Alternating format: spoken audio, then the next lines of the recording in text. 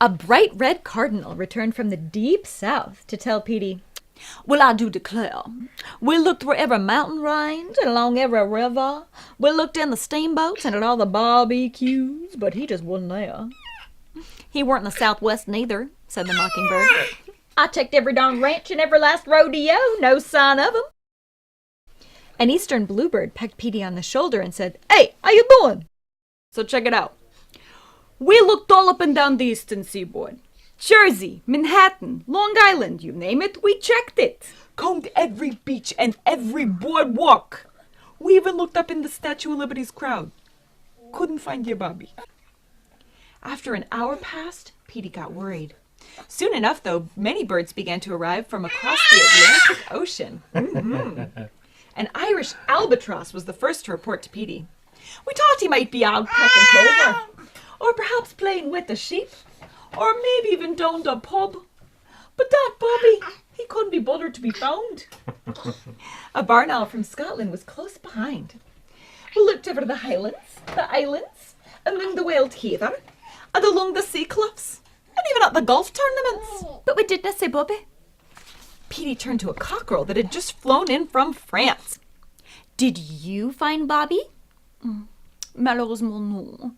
We scoured the banks of the Seine, looked all up and down the Tour Eiffel, in every café and along the Riviera. I'm afraid that your Bobby, he was not to be found."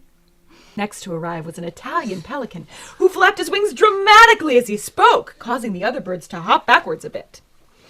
"Mamma mia! We went to the Colosseo, searched the Leaning Tower of Pisa, and all through the vineyards. But he wasn't nowhere we could have found him. Huh?" 3 English birds arrived just then, a raven, a pigeon, and a partridge.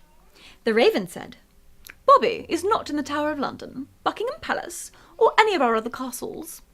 We even did a thorough search through the forest in a thick fog, but I'm afraid he eluded us." The raven looked like she would continue, but the pigeon interrupted. "Oi, Percy Pigeon, eh? Breaks me bloomin' heart to tell you this, Petey, old pal, but we checked the tubes, Piccadilly Circus, Big Ben, even took a gander in old Westminster Abbey.